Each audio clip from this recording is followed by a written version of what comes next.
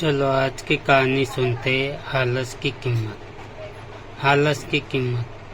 दिन के 12 बज रहे थे, लेकिन मोहन अभी भी सो रहा था।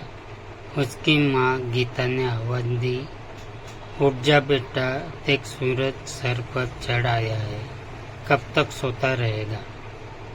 लेकिन मोहन पर कोई असर नहीं हुआ। वह चादर से मुंह ढककर दोबारा सो गया। कुछ देर बाद उसे खाने की खुशबू आने लगी। दाल में तड़का लगते ही उसे जोर से भूख लगने लगी। मोहन उठा और सीधा माँ के पास रसोई में पहुंच गया। माँ, क्या बनाया है? माँ ने कहा, पहले जाकर नहा, फिर आना रसोई में। दाल चावल बनाए हैं। दाल चावल मोहन को बहुत पसंद थे। वह फटाफट आंगन में गया और हैंडपंप से बाल्टी भरने लगा। इसी बीच उसे याद आया कि उसने दांत तो मांजे ही नहीं। उसने फटाफट मंजन लेकर दांतों को रगड़ लिया और मग्गा साबुन लेकर बैठ गया नहाने। जल्दी से नहाकर कपड़े पहनकर रसोई में पहुंच गया। तब तक खाना तैयार हो चुका था। माँ ने खाना परोस दिया। खाना बहुत ही स्वादिष्ट बना था। मोहन ने भरपेट खाना खाया। वह खाना खाकर उठा तो माँ ने टोक दिया। माँ बोली, अब कहाँ चल दिया? माँ, लगता है खाना बहुत ज़्यादा ही खा लिया, बहुत तेज नींद आ रही है, मैं तो सोने जा रहा हूँ। हे भगवान, अभी 1 घंटे पहले ही तो सोकर उठा है।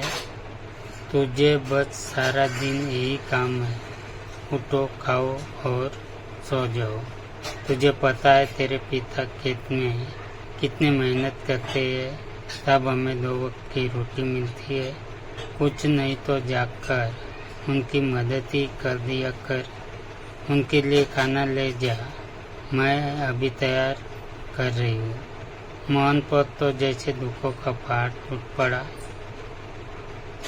माँ, तुम्हें पता है इतनी धूप में पहले एक बार मैं खाना देने गया था, आकर कितना बीमार पड़ गया था। तुम ही चली जाना, मैं तो सोने जा रहा हूँ। माँ को बहुत गुस्सा आया। इससे पहले वह कुछ कहती, मोहन तेजी से अपने कमरे में जाकर सो गया। माँ खाना लेकर खेत पर पहुंची। तुकाराम बहुत मेहनत से खेत जोत रहे थे। गीता ने कहा, सुनो जी, पहले खाना खा लेते। अरे तुम इतनी धूप में क्यों परेशान होती हो? मोहन के हाथ से खाना भेज देती। हमारे तो भाग्य ही फूट गए हैं। ऐसा आलसी बेटा मिला है, बस खाता है और सो जाता है। भगवान जाने इस लड़के का क्या होगा। तुकाराम ने कहा, चिंता मत करो, एक दिन सब ठीक हो जाएगा। मोहन के माता पिता मोहन की आदत से बहुत परेशान थे। वो कोई भी काम नहीं करता था, बस सारा दिन सारी रात सोता रहता था। एक दिन मोहन के पिता ने कहा, बेटा, मैं खाद और यूरिया लेने शहर जा रहा हूँ, 2 दिन लग जाएंगे। फसल तैयार होने वाली है, तू सुबह खेत पर चले जाना और सारा दिन वही रहना। शाम को खाना खाकर रात को वही सोने चले जाना। कहीं कोई जानवर खेत में न घुस जाए या कोई और हमारी फसल को नुकसान न पहुंचा दे। मोहन ने कहा, पिताजी, मुझसे ये सब नहीं हो पाएगा, आप माँ को बोल दीजिए। नालायक, खेत की देखभाल आदमियों का काम होता है। अगर मुझे पता लगा तो खेत पर नहीं गया या फसल को नुकसान हो गया तो तेरी खैर नहीं।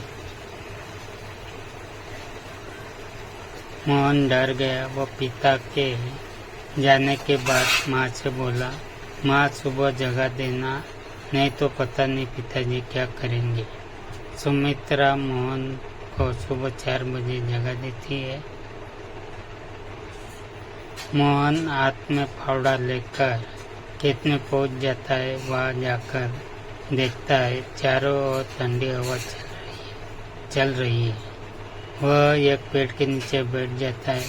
तभी उसे हल्की हल्की रोशनी नजर आती है। पूरा खेत लाल रोशनी से भर जाता है। मोहन ने ये सब पहली बार देखा था। वह आश्चर्य से सब देखता रहा। कुछ देर में सूरज उगने लगा। ये देखकर मोहन को बहुत आश्चर्य हुआ। कुछ ही देर में सभी गांव वाले खेत में काम करने आ गए। सब अपने अपने खेत पर काम कर रहे थे। मोहन पेड़ के नीचे बैठा था। तभी उसके पास के खेत से रघु काका आए और बोले, मोहन, तेरे खेत में पानी लग गया है, अब तू अपने खेत में पानी काट ले। मोहन ने जवाब दिया, काका मुझे तो कुछ पता नहीं, ये सब तो पिताजी ने कभी बताया नहीं। रघु काका बोले, बेटा कभी पिता के साथ खेत पर आया है तो तुझे पता होगा। रघु काका ने अपने बेटों को बुलाकर पानी सोहन के खेत की ओर कर दिया और कहा, जब पूरा खेत भर जाए तो ये हमें बता देना। सोहन बैठकर देखता रहा, लेकिन सुबह जल्दी उठने के कारण उसे नींद आ गई। खेत में पानी बहुत ज़्यादा भर गया।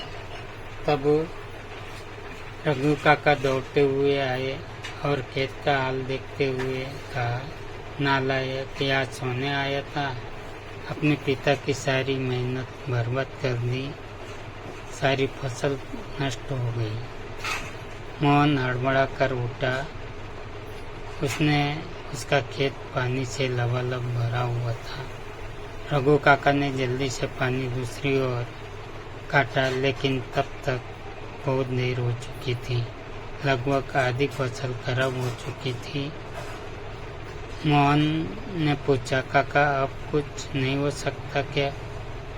नहीं बेटा, तैयार फसल का ध्यान बच्चे की तरह रखना पड़ता है। समय से पानी देना, खाद देना, जानवरों से बचाना, इसीलिए तो हम दिन रात खेत पर रहते हैं। अब तो भगवान ही मालिक है। मोहन पेड़ के नीचे बैठा रोता रहा।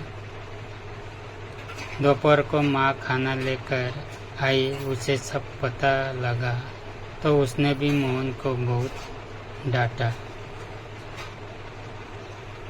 शाम को मोहन घर नहीं आया, नहीं उसने खाना खाया। उसकी भूख प्यास नींद सब उड़ चुकी थी। अगले दिन जब तुकाराम घर वापस आए तो उन्होंने मोहन के बारे में पूछा। गीता ने सारी बात बता दी। तुकाराम जी सब छोड़कर दौड़ते हुए खेत पर पहुँचे। उन्होंने देखा मोहन पेड़ के नीचे बैठा रो रहा था। आधी फसल खराब हो चुकी थी। मोहन ने कहा, पिताजी मुझे माफ़ कर दीजिए, मेरे आलस ने इतना बड़ा नुकसान कर दिया। आप चाहे तो मुझे पीट लीजिए। तुकाराम जी बोले, नहीं, तुझे मारने से फसल ठीक नहीं होगी। वादा कर आज के बाद कभी आलस नहीं करेगा।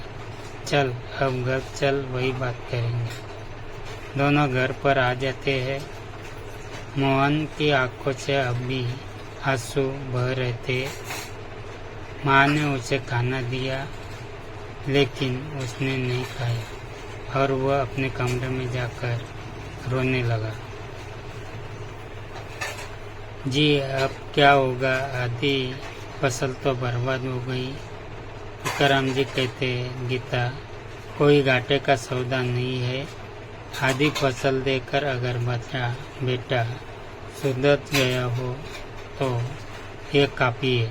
करम ने मोहन को बुलाया और कहा, बेटा अब तो नुकसान होना था सो हो गया। अब हमें कल से आधे खेत की फसल उखाड़ कर दोबारा बोनी होगी। मोहन कहता है, जी पिताजी, आप बाकी आधे खेत में खाद यूरिया लगाकर उसे काटने का इंतजाम कीजिए। मैं इस पर अकेले काम करना चाहता हूँ। अगले दिन सुबह 4 बजे मोहन अपने पिता के साथ खेत पर पहुँच गया और पिता के बताए अनुसार खेत पर काम करने लगा। 4 महीने कठिन परिश्रम करने के बाद नई फसल कुछ बढ़ती हुई दिखाई देने लगी और इस तरह मोहन अब एक कर्मठ मेहनती इंसान बन चुका था।